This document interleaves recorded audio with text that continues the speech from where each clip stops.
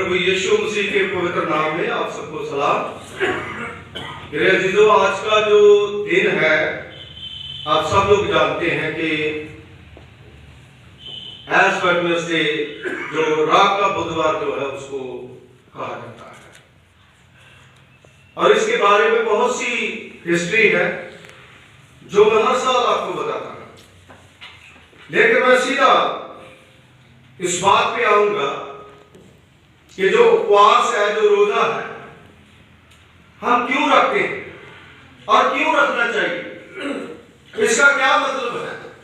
सबसे पहली बात जो है, अगर हम प्रभु यीशु मसीह के जीवन के बारे में देखें तो मत्ती की इंजील उसके 4वें बाब में वचन में इस प्रकार लिखा है कि प्रभु यीशु मसीह को खुदा का आत्मा जो है बियाबान जंगल में ले गया ताकि उसकी शैतान के द्वारा परीक्षा हो।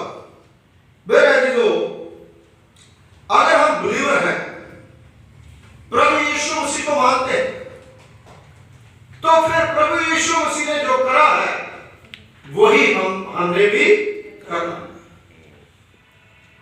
सीधा सा ये सवाल, कोई इसमें दो राय। मेरे अजीजों, उपवास करना हर एक के लिए नहीं होता, क्योंकि बहुत से लोग हैं जो मेडिसिन खाते हैं, जिनकी बीमारियां कई बार होती हैं, तो वो जरूरी नहीं है कि वो लोग जो है उपवास रखें, लेकिन ये जरूरी है कि वो लोग प्रेयर करें, क्योंकि मत्ती की इंजील उसका 6 बाब जब पहली आयत से लेकर के पढ़ते हैं तो वहां पर उपवास के साथ 3 बातें जुड़ी हुई है। सबसे पहला दान, दूसरा जो है प्रेयर, और तीसरी बात जो है उपवास। तो उपवास प्रभु यीशु मसीह ने क्यों रखा? मेरे अजीजों, खुदावंद यीशु मसीह की जब परीक्षा हुई और 40 दिन और 40 रात वो बियाबान जंगल में रहे, ना उन्होंने कुछ खाया ना उन्होंने कुछ पिया, और जब 40 दिन के बाद प्रभु यीशु मसीह को भूख लगी। परीक्षा कब शुरू होती है? 40 दिन के बाद। हम क्या करते हैं? हम कई बार, बहुत से लोगों की सोच होती है कि 40 दिन के अंदर ना अंडा खाना, ना मीट खाना है, ना ड्रिंक करनी है, और उसके बाद जो है आज तो ईस्टर है, आज तो सब कुछ खाए पिए। लेकिन बाइबल में लिखा है खाने पीने से निजात, जो हम खाते हैं वो सेहत खाने से बाहर निकल जाता है, लेकिन जब प्रभु का वचन हम खाते हैं, खुदा का कलाम लेते हैं, वो हमारे लिए बेस्ट है। इसका मतलब ये नहीं है कि मैं ये कह रहा हूं कि ये हमें बुरी चीजें पीनी चाहिए, नहीं, बाइबल में मना करा, हमारे शरीर का नुकसान करती। लेकिन मेरे अजीजों, उपवास का सीधा सीधा सबसे पहली चीज ये है कि अपने आप को अलग करना, दुनियादारी से अलग करना, अपनी सोच विचार को बदलना, ऐसा सोचना कि जैसे आंखें बंद करके मेरे चारों ओर कोई नहीं है, सिर्फ और सिर्फ मुझे प्रभु यीशु मसीह दिखाई देता है। और यीशु मसीह इंसान बन के आया, और इंसान होने के नाते उसे भूख लगती थी, और जब उसे भूख लगी तो शैतान आकर के कहने लगा, इन पत्थरों को कहो रोटियां, बोलिए पत्थरों को कहो रोटियां। क्योंकि शैतान चाहता था कि चमत्कार हो, एक ऐसा चमत्कार हो जिसकी बड़ी प्रशंसा हो, लेकिन प्रभु यीशु मसीह ने, क्योंकि यीशु मसीह चाहते थे तो कर सकते थे सब कुछ, है ना, लेकिन यीशु मसीह ने क्या जवाब दिया? इंसान रोटी से नहीं बल्कि हर एक उस वचन से जिंदा रहेगा जो उसके मुख से निकलता है। रोटी से नहीं, वचन से। रोटी जो है वो क्या करती है? हमारी सेहत को अच्छा रखती है, लेकिन अगर हम ज्यादा खाते हैं तो सेहत को खराब भी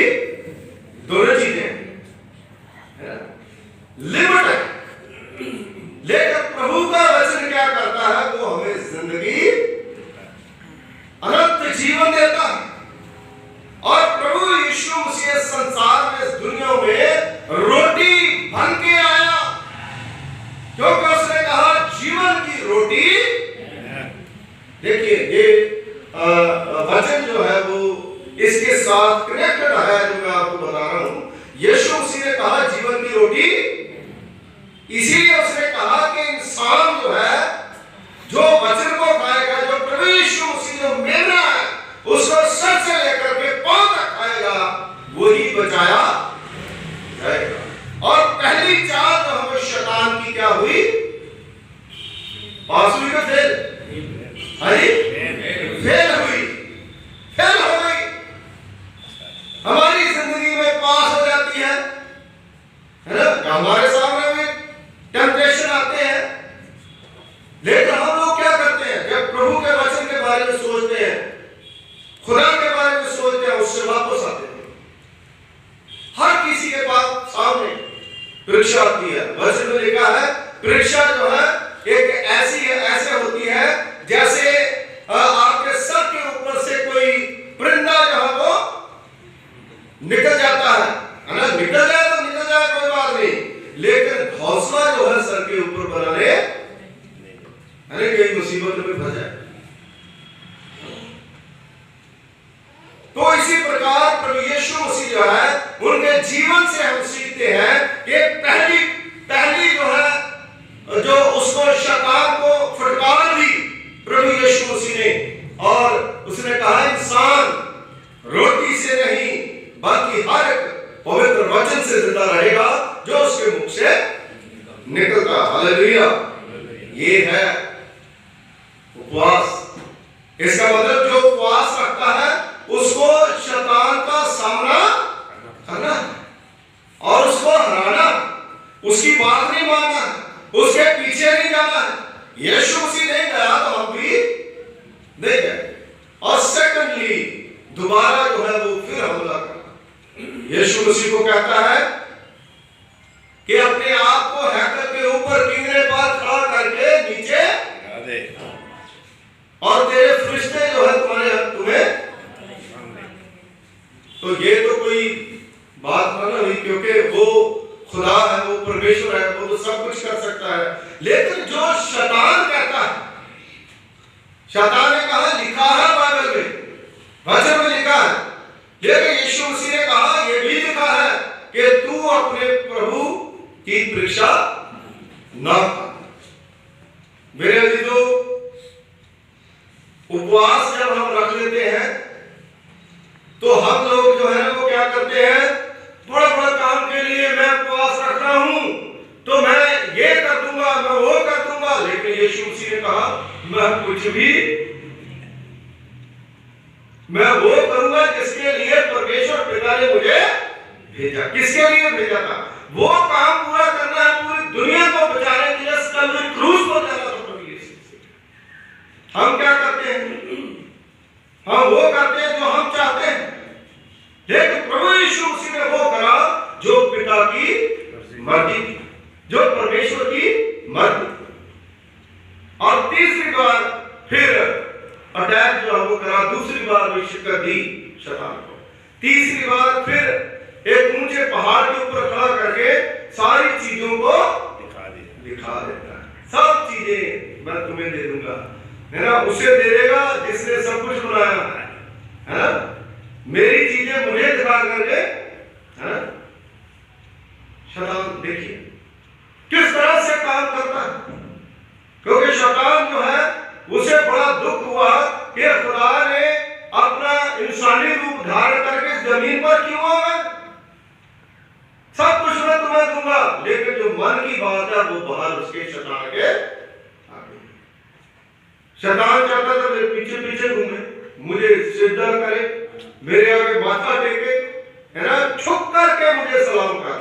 अरे भाई, यीशु मसीह ने कहा सलाम दो सिर्फ उसी परमेश्वर को, क्योंकि वचन में निर्गमन की पुस्तक उसके 20वें बाब में पहली जो हुक्म है वो क्या है? तू मुझे छोड़ करके और किसी के आगे सिजदा ना कर। देखिए, तो ये तीन जो शैतान के अटैक है उनको फेल करा और यीशु मसीह ने उसे डांटा और कहा हे शैतान मुझसे दूर हो जा। तो वो उपवास जो है पूरा हुआ, लेकिन हमारा अगर ऐसा बीच में कोई प्रॉब्लम आती है तो इसका मतलब है कि उपवास पूरा नहीं। शैतान और शैतान की सारी चालें जो है प्रभु यीशु मसीह के नाम में फेल करनी है। इसलिए मेरे अजीजों, उपवास रखना जो है वो एक बहुत बड़ी बात भी है और बहुत बड़ी बात भी नहीं है। क्योंकि उपवास रख के जो लोग प्रेयर करते हैं, दुआ करते हैं, कई बार लोग जंगलों में चले जाते हैं, पहाड़ों में चले जाते हैं, वहां जाकर के ना को खाते ना को पीते, वहीं पर अपनी जिंदगियां खत्म कर लेते। जैसे जो अपने मूसा जो है, मूसा जब पहाड़ के ऊपर गया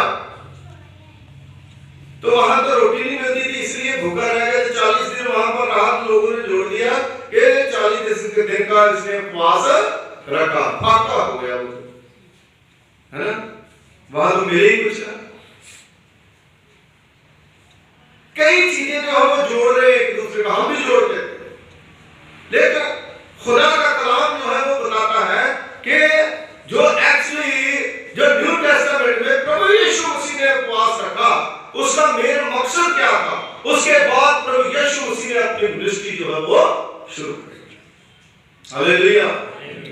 नए सिरे से अपना जीवन जो है हमें शुरू करना है, नए तरीके से जोश जो है अपने अंदर करना है।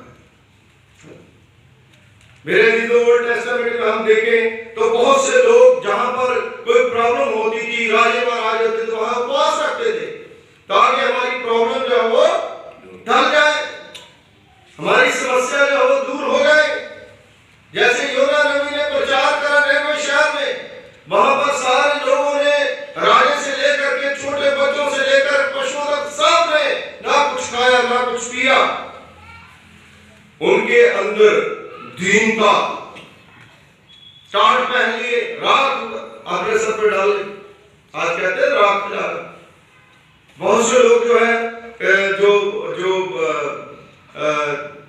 जो हम क्रॉस बनाते हैं उसकी 5 संडे, है ना, पत्ते, तो वो दूसरे साल में उसी को लाके उसको घोट के उसको पीस के वो माथे के ऊपर वो तिलक लगा देते हैं। और जो कट्टर है आज भी बड़े बड़े जो चर्चों में जो रूढ़िवाद है तो वो 40 दिन ही लगाते हैं। लेकिन यशायाह नबी जो है यहाँ पर 56 बाब उसकी पहली आयत से लेकर के जब हम पढ़ते हैं, जैसे 6 से 5 है, तो वो कहता है कि ये राख लगाने से क्या कोई उपवास होता है? ये कोई जरूरी तो नहीं है हम माथे के ऊपर राख लगाएं, है? फिर देव तिलक से जाना चाहिए, माथे के ऊपर के लगाने से क्या होगा? इसलिए खुदा का कलाम जो है वो बताता है कि सही उपवास क्या है और गलत उपवास क्या है। अनुचित ढंग का उपवास जो है 6 और 5 में परमेश्वर उपवास के बाहरी रूप को बताता है। इसलिए मत्ती की इंजील उसके 6 बाब में लिखा है कि तुम दिखावे के लिए ना दान दो, दिखावे के लिए ना प्रेयर करो, दिखावे के लिए ना उपवास करो। यीशु मसीह कहता है कि दिखावे के लिए कुछ करने की जरूरत नहीं है। और वचन में लिखा है अनुचित ढंग क्या है? एक प्रदर्शन के रूप में जिसे परमेश्वर देखे कि खुदा जो है वो हमें देखे, गुप्त में देखे, जो हमें फल दे। मात्र अपने प्राणों को दुख देने के लिए बहुत से लोग जो है उपवास रखते हैं, दुख देते हैं, अपने शरीर को दुख देते हैं। क्या फायदा? जब हमारे आराधे गलत है। यीशु मसीह ने उपवास रखा तो उसका जो टारगेट था कि उपवास के बाद मुझे पावर मिलेगी खुदा की तरफ से, और मैं शरीर में होकर के आया हूं, मेरे शरीर में इतनी ताकत होगी कि ताकि 39 घोड़े भी मारे जाएंगे तो भी मैं उनको बर्दाश्त करूंगा। मुझे कचहरी में लेकर के जाया जाएगा तो मैं बर्दाश्त करूंगा। आज तो मैं बर्दाश्त कर ही नहीं सकता कुछ भी। लोग मुझे ताने देंगे, मैं बर्दाश्त करूंगा। लोग मुझे कीले ठोकेंगे, मैं बर्दाश्त करूंगा। मेरे सर पर कांटों का ताज होगा, मैं बर्दाश्त करूंगा। मेरी पसली में मेला लगेगा, मैं बर्दाश्त करूंगा। किसके लिए? मेरे लिए और आपके लिए। ये इसलिए रोजा रखते हैं। हम किस लिए रोजा रखते हैं? अपनी रूह के लिए, अपने लोगों के लिए, अपने संसार के लिए, यीशु मसीह की आज्ञा को पूरा करने के लिए, है ना। इसलिए मेरे अजीजों, खुदा कहता है कि अगर आप देखिए, जो विश्वासी है, उपवास, प्रार्थना, दान जो है, ये उसकी फाउंडेशन है, नींव है। उसको रखें आप, उसके ऊपर अदा रखें। और वचन में लिखा है कि व्यक्तिगत आनंद के लिए, ताकि शेखी बहारी जा सके। लूका की इंजील उसका 18वां बाब उसकी 12वीं आयत आप घर जाकर पढ़ सकते हो। कई शेखी मारने के लिए रोजा रखते। यीशु मसीह ने ऐसा नहीं कहा, खुदा ने यीशु मसीह ने ऐसा नहीं कहा। मेरे अजीजों, वहां पर लिखा है, और फरीसी और चुंगी लेने वाला एक शेखी मार रहा। खुदा के घर में शेखी नहीं चलती, क्योंकि खुदा ने उसे रुतबा दिया, उसकी प्रार्थना सुनी, जिसने कहा मैं तो पापी हूं, मैं तो अपनी आंखें भी प्रभु तेरी ओर उठा नहीं सकता। मेरे अजीजों, आज अपने पाप को मानना है और परमेश्वर के सामने पूरा परिश्रम लेने के लिए कर्मचारियों का धमन, जिससे वे पूरा दिन पूरा काम करे। कई बार उपवास लोग रखते हैं कि मेरा ये काम हो जाए, वो काम हो जाए, ये भी काम हो जाए, वो भी काम हो जाए, लेकिन अपने जीवन के लिए, अपनी जिंदगी के लिए, खुदा की मर्जी को पूरा करने के लिए हम कुछ भी नहीं करते। संघर्ष या वाद विवाद करने के लिए, कोई बाइबल पढ़ते हैं वाद विवाद करने के लिए, चलो, है ना, कोई 2-4 आयतें या 2-4-5-10 आयतें पढ़ ली, तो याद में आ गया, कभी किसी को कुछ पढ़ा के बोल दिया, कुछ बोल दिया, ऐसे कैसे होता है, वैसे कैसे होता है। प्रॉपर्ली प्रभु का कलाम, खुदा का वचन जो है, उसको हमें सीखने की जरूरत है और दीन बनने की जरूरत है। दुष्टता से घूसे मारने के लिए, परमेश्वर को अपनी प्रार्थना सुनाने के लिए, परमेश्वर को अपनी प्रार्थना सुनने के लिए, बातें करने के लिए, कई लोग जोर-जोर से चला के बोलते हैं, प्रभु आज मेरे ये काम कर दे, मेरा वो कर दे, मेरा ये कर दे। वचन में यशायाह नबी लिखते हैं, आप बातें नहीं कर सकते खुदा को। खुदा आपके हृदय को जानता है। आप प्यार से बोलेंगे, धीरे से बोलेंगे खुदा को, खुदा उसी समय सुनेगा। जकई तो बोले कुछ नहीं, हाँ जी, बोला था, बाइबल में लिखा, वो बोला कुछ नहीं, लेकिन उसके हृदय की धड़कन जो है वो खुदा के दिल तक पहुंची, और प्रभु यीशु मसीह ने कहा, आज मैं तेरे घर में जाना। वो पश्चाताप ताकि हृदय लेकर के खुदा के पास आए, और वो एक अपने माइंड में रखें कि खुदा जो है वो हम खुदा को बात नहीं कर सकते, जितना मर्जी कुछ कर ले, हम हार नहीं सकते। हमने भी कर देखा, हमने पहले बहुत कर देखा, बड़ा जोर लगा करके देखा, लेकिन वो था नहीं। जब तक अपने आप को अलग नहीं करोगे, बिया बाल अपने घर में भी बना लो भाई, आप जंगल, कोई जरूरी थोड़ी जंगल में जाना है ना। सब चीजें जो अपना माइंड सेट करें, सुबह जो है वो आप प्रेयर करें खुदा के आगे, खुदा को बुलाएं, प्रभु की एनर्जी जो है वो आपको मिले। वो एनर्जी जो है वो पास होगी आपके बेटे के लिए, आपकी बेटी के लिए, आपकी पत्नी के लिए, आपके पति के लिए, आपके बच्चों के लिए, कहीं पर भी उसको लेने के लिए हम जाए। इसलिए प्रभु यीशु मसीह ने जो 40 दिन और 40 रात उपवास रखा, उसकी एनर्जी जो है वो पूरे वर्ल्ड में, यहां पर भी है, वहां पर भी है, जहां जहां चर्च है वहां है, उसी एनर्जी के साथ लोग आगे बढ़ रहे हैं। वो पवित्र आत्मा, क्योंकि प्रभु यीशु मसीह को पवित्र आत्मा लेकर के गया था, मुझे और आपको पवित्र आत्मा लेकर के आता है। इसलिए मेरे अजीजों, आज हम है ही क्या, हम तो मिट्टी है, कुछ भी नहीं। इसलिए मेरे अजीजों, उचित उपवास जो है वो क्या है, जो प्रभु यीशु मसीह ने रखा, और प्रभु यीशु मसीह ने अपने जीवन में किया। क्या कहा? उचित उपवास प्रतिदिन के पवित्र व्यवहारिक जीवन द्वारा आप प्रदर्शित कर सकते हो। हर रोज अपने जीवन में उसको प्रदर्शित करोगे। कैसे करा?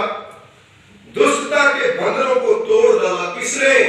प्रभु यीशु मसीह ने उचित उपवास जो है क्या, अंधेर सहने वालों का जुआ तोड़ डाला। किसने? प्रभु यीशु मसीह ने।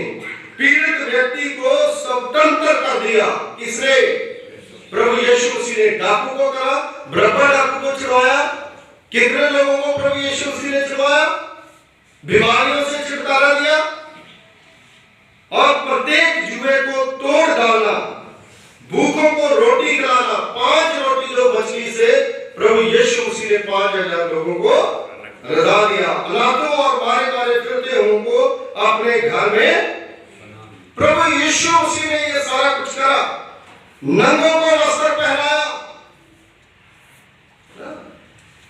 और अपने जाति भाइयों से अपने को ना छिपाया। यीशु मसीह कौन से जो उसमें पैदा हुए थे, यहूदी, नहीं छिपाया, वहीं पर पैदा, वहीं के जो चेले जो है वो बनाए, लेकिन फिर भी डटा रहा और उसने अपना मिशन जो है उसको पूरा करा।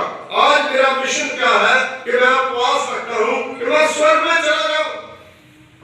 अगर हम इस तरह से अपने आप को आत्मिक जीवन में बढ़ाएंगे तो बाकी दुनियावी चीजें जो है वो तो कोई रोक ही, कितनी भी प्रॉब्लम हो वो कोई रोक नहीं सकता, वो खुदा अपने आप देता है। इसलिए सबसे पहला काम है प्रभु यीशु मसीह को प्रेफरेंस दें और अपने जाति भाइयों से अपने को ना छिपाना। इन 8 बातें जो है याकूब की किताब उसका पहला बाब उसकी 27 और 28वीं आयत में आप सक्षम में उसको पढ़ सकते हैं। मेरे अजीजों, खुदावंद यीशु मसीह जो है उसका जीवन हमारे लिए सबसे बड़े उदाहरण है। इसलिए हम उपवास रखते हैं क्योंकि प्रभु यीशु मसीह ने रखे। क्योंकि उसने कहा जो मेरे से पहले आए सारे चोर, और इसका मतलब यीशु मसीह सबसे बड़ा हमारा आदर्श, वो परमेश्वर है, वो खुदा है जो हमारे लिए सब कुछ करता है। हमारे लिए उसने अपनी जान भी दे दी। कौन है जो अपने मित्रों के लिए, अपने लोगों के लिए अपनी जान भी देता है? खुदा हमें हर वो खतरे से बचाता है।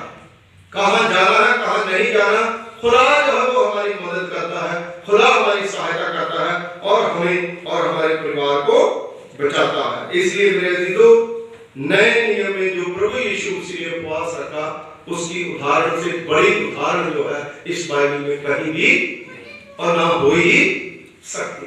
इसलिए आइए खुदा के कलाम को आप खाएं, प्रभु के वचन को खाएं और शैतान की बातों को नकारें और परमेश्वर को अपने हृदय में जगा दें। दुआ करें। खुदावंद हमारे दयालु पिता प्रभु, तेरा धन्यवाद करते हैं, तेरा शुक्रिया अदा करते हैं आज के सुंदर समय के लिए जो तूने प्रभु पिता परमेश्वर जी हमें दिया। हम लोग खुदावंद आपके पवित्र पाक कदमों में आ सके, शुक्रगुजारी के साथ खुदावंद सबको देख सके। प्रभु पिता परमेश्वर जी, आज का वचन मेरे लिए, इस कलीसिया के लिए बरकत का बायस करें। जो वीडियो में देखें खुदावंद वो भी आशीषित किए जाए, बरकत पाए और प्रभु जी हम पूरी कलीसिया